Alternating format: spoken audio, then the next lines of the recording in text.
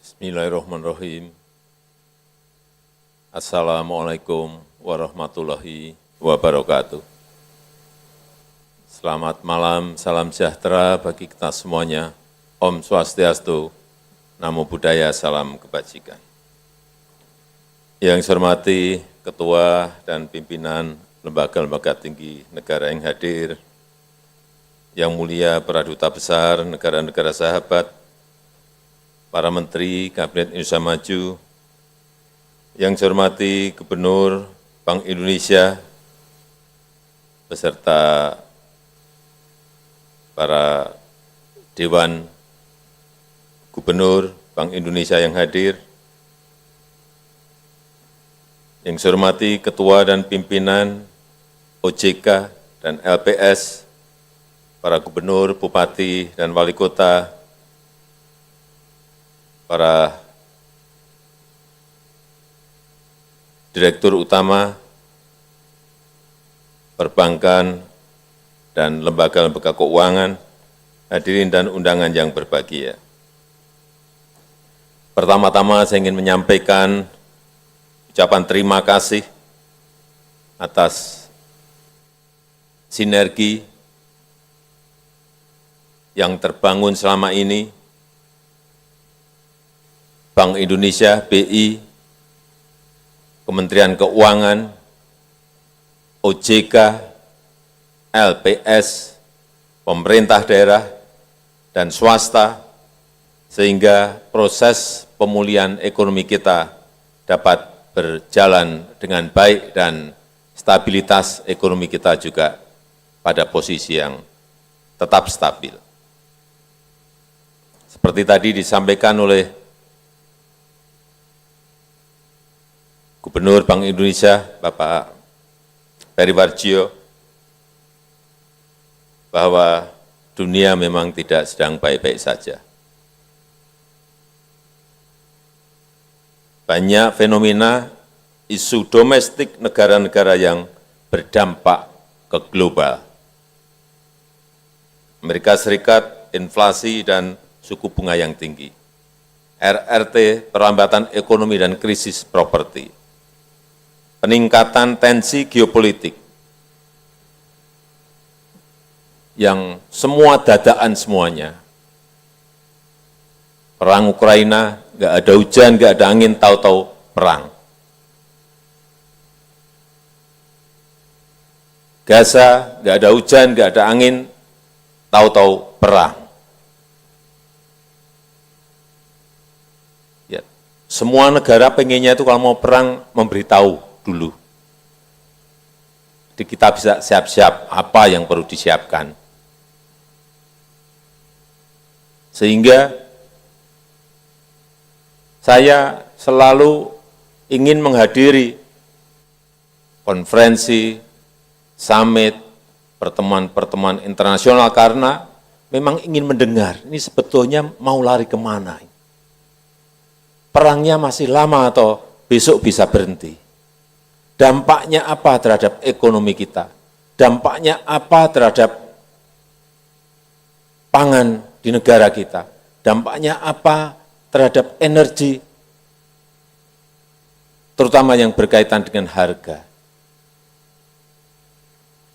Sehingga sampai 2 minggu saya datang ke Arab Saudi 2 kali, dalam 2 minggu 2 kali. Saya hanya ingin mendengar konflik perang di Gaza ini akan seperti apa. Konflik Israel-Palestina ini akan sampai kapan. Karena yang hadir saat itu 57 negara. Tetapi di akhir summit,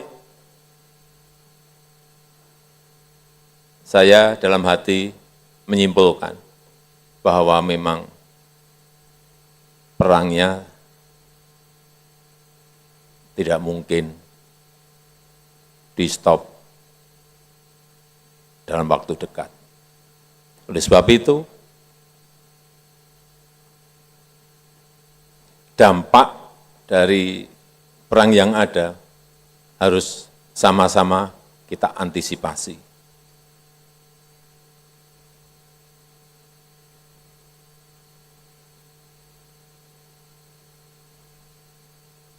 Karena kalau sudah yang namanya perang, ini ganggunya kemana-mana.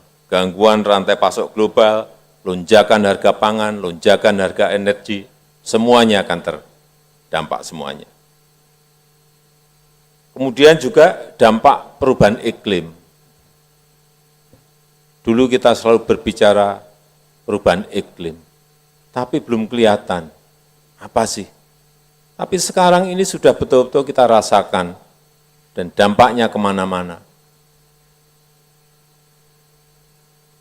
Pemanasan global betul-betul kita rasakan. Dan akibatnya, produksi pangan kita sedikit menurun. Dan 22 negara membatasi ekspor pangan. Dadaan lagi ini. Dulu yang namanya impor beras, semua negara menawarkan. Saya punya stok, saya punya stok, saya punya stok. Sekarang 22 negara stop ekspor dan membatasi ekspor pangan. Tapi apapun, alhamdulillah dan patut kita syukuri, Indonesia masih tetap tumbuh dan stabil. Pertumbuhan ekonomi, kita tahu semuanya, tadi sudah disampaikan oleh Pak Gubernur, di kisaran 5%. Ini kalau kita berbicara dengan kepala negara lain, dengan Presiden, dengan Perdana Menteri, kita bangga banget loh. Dengan pertumbuhan ekonomi kita yang masih di kisaran 5%, meskipun kalau kita lihat, kadang-kadang di bawah, saya tadi sampaikan ke Pak Gub,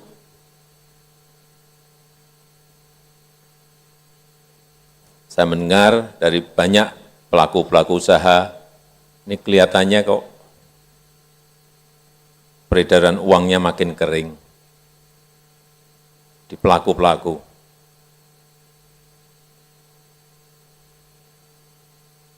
Jangan-jangan terlalu banyak yang dipakai untuk membeli SBN, atau terlalu banyak yang dipakai membeli SRBI atau SVBI, sehingga yang masuk ke sektor real menjadi berkurang.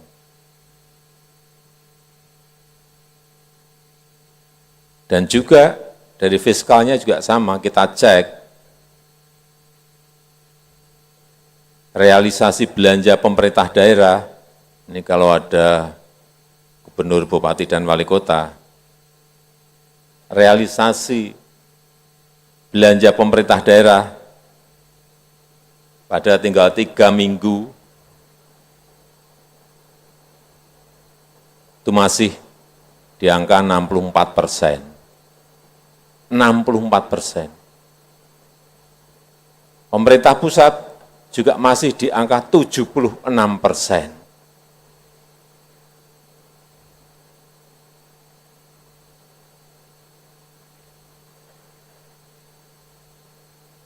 Hal-hal seperti ini hampir setiap hari selalu saya ikuti dan selalu saya telepon. Tapi enggak telepon Pak Gubernur, nanti mengintervensi nanti. Menteri Keuangan pasti saya telepon. Ini kondisinya seperti apa sebetulnya? Kembali lagi, pertumbuhan ekonomi kita terjaga di kisaran 5%. Dan saya mengajak seluruh perbankan memang harus prudent, memang harus hati-hati, tetapi tolong lebih didorong lagi kreditnya, terutama bagi UMKM.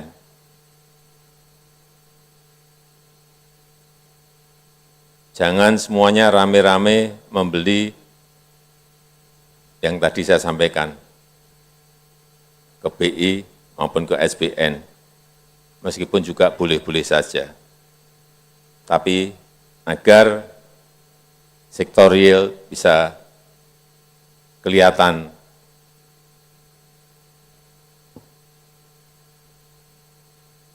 lebih baik dari tahun yang lalu. Kalau kita bandingkan pertumbuhan ekonomi kita, kisaran 5%, Malaysia, tadi dapat data 3,3%, Amerika 2,9%, Korea Selatan 1,4%, EU, Uni Eropa 0,1%. Inilah yang patut kita syukuri, kita masih di angka sekali lagi 5%. Inflasi juga masih cenderung stabil, 2,6%. Hanya hati-hati ini untuk pangan.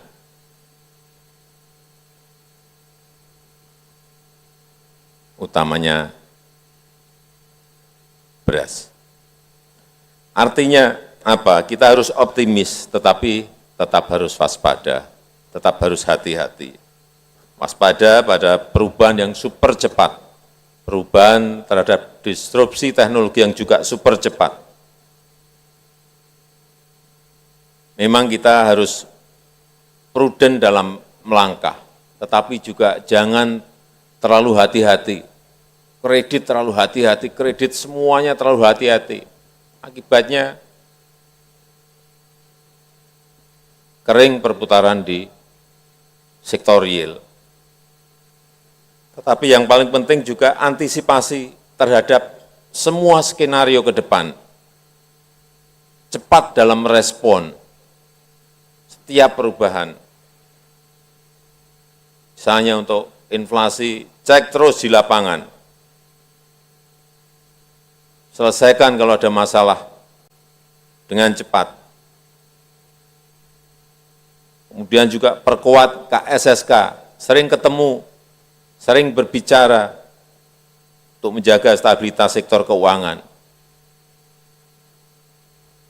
Kalau pada keadaan normal mungkin nggak apa-apa 3 bulan sekali, Pak Gubernur BI, Ketua OJK, Pak LPS ketemu dengan Bu Menteri Keuangan, dengan Pak Menko Ekonomi, tapi dalam situasi seperti ini tidak bisa. Minim seminggu sekali, atau 2 minggu sekali, ketemu untuk yang ngopi bareng-bareng kan nggak ada masalah. Nggak usah serius tetapi saling bertukar, angka bertukar, kalkulasi bertukar, hitungan-hitungan. Karena memang kondisinya kita harus merespon dengan cepat terhadap situasi-situasi yang berubah.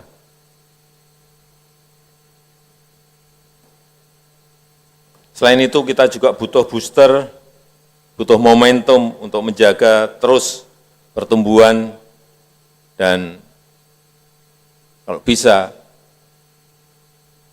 naik dan meningkat. Saya kira kita memiliki strategi besar baik dalam hilirisasi industri maupun ekonomi hijau. Dan ini akan menjadi sebuah penggerak ekonomi nasional yang akan membuka lapangan kerja dan meningkatkan nilai tambah yang ada. Dan tentu saja akan menopang ekonomi yang berkelanjutan.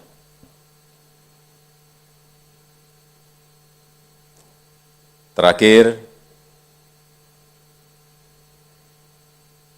tahun depan kita akan mengadakan pemilu, pesta demokrasi terbesar.